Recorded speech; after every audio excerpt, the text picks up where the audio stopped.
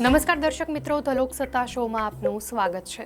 મકર સંક્રાંતિ પર દેશના કેટલાય શહેરોમાં પતંગ ઉડાવવાની પરંપરા છે। આ પરંપરાના કારણે મકર સંક્રાંતિને પતંગ પર્વ પણ કહેવાય છે। મકર સંક્રાંતિના અવસર પર બજાર રંગબેરંગી પતંગોથી સજ્જ જોવા મળે છે। લોકો મિત્રો અને સંબંધીઓ સાથે પતંગ ઉડાવવાની મજા લે છે, પરંતુ બહુ ઓછા લોકોને ખબર હશે કે આ પર્વ પર પતંગ કેમ ચગાવવામાં આવે છે। ઉત્તરાયણનું ધાર્મિક મહત્વ શું છે, તેનો અર્થ શું છે, મકર સંક્રાંતિ અને ઉત્તરાયણ અલગ છે કે નહીં, ક્યાં ક્યાં નામથી ઓળખાય છે ઉત્તરાયણના પર્વ સાથે સંકળાયેલી તમામ રસપ્રદ વાતો વિશે જાણીએ। તો ઉત્તરાયણનો તહેવાર 14 જાન્યુઆરીએ આપણે મનાવીએ છીએ। ઉત્તરાયણના અર્થ વિશે જાણીએ તો ઉત્તરાયણ શબ્દની ઉત્પત્તિ સમજવા જેવી છે। આ શબ્દનો સંસ્કૃત અર્થ એટલે ઉત્તરાયણ। ઉત્તર પ્લસ અયન ઇક્વલ ટુ ઉત્તરાયણ, અર્થાત ઉત્તર તરફનું પ્રમાણ।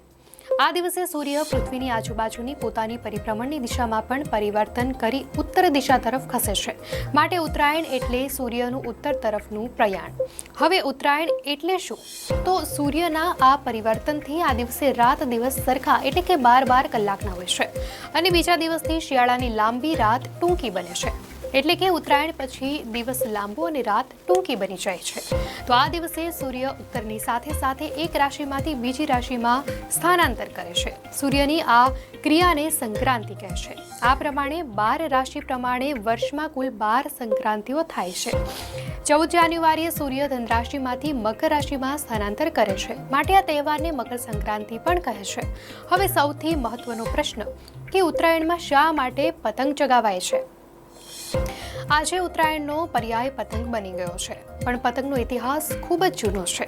પતંગ ચગાવવાની શરૂઆત ચીનમાં આશરે 3000 વર્ષ પહેલા થયેલી।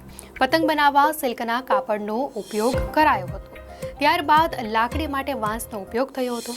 ઇન્ડોનેશિયાની ગુફાઓમાં પણ પતંગના ચિત્રો જોવા મળ્યા છે। તે વખતે વનસ્પતિના મોટા મોટા પાંદડાઓમાંથી પતંગ બનાવવામાં આવતા હતા। પતંગની શોધ, કટોકટી, યુદ્ધ કે સંશોધન કરાઈ હતી, પરંતુ હાલના સમયમાં પતંગ ઉજવણી કરવાનું સાધન બન્યું છે। હવે સવાલ થાય કે પતંગ શબ્દ ક્યાંથી આવ્યો? તો ઋગ્વેદમાં સૂર્ય માટે પતંગ શબ્દ વપરાયો છે।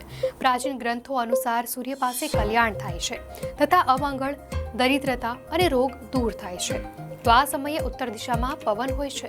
આ દિવસે પતંગ ચગાવીને દિશા નક્કી કરાય છે। આ ઉપરાંત આ દિવસે સૂર્ય સમક્ષ રહેવું વધુ સારું હોવાથી લોકો આખો દિવસ પતંગ ચગાવે છે અને સૂર્યના કિરણોથી પોઝિટિવિટીનો અનુભવ કરે છે। મકર સંક્રાંતિનો દિવસ જૂનું ત્યજીને નવું અપનાવવાનો છે। ગુજરાતમાં દિવસે ઘઉં, બાજરી કે જુવારને છડીને તેનો ખીચડો બનાવાય છે। બહેન, દીકરી તથા અન્ય લોકોને ખીચડો ખવડાવવાથી પુણ્ય મળે છે। આ ઉપરાંત ઘઉંની દૂધરી કરીને ગાયોને પણ ખવડાવવામાં આવે છે। તો ભારતના અન્ય પ્રાંતોમાં આજના દિવસે માલિક પોતાના કર્મચારીઓને અન્ન, વસ્ત્ર અને ધન વગેરે સામગ્રી દાન ભેટ સ્વરૂપે આપતા હોય છે। મકર સંક્રાંતિના પછીના દિવસે પશુ પ્રાણીઓ, ખાસ તો ગાયને પણ દાન કરાય છે। નાની બાળાઓના હસ્તે પશુ પક્ષી અને માછલીઓને ભોજન ખવડાવાય છે। તો આ દિવસે યાત્રા, પ્રવાસ કરવો અનુચિત માનવામાં આવે છે, કારણ કે આ દિવસ કુટુંબ પરિવારના મિલન અને પરિવાર માટે સમર્પણનો દિવસ છે।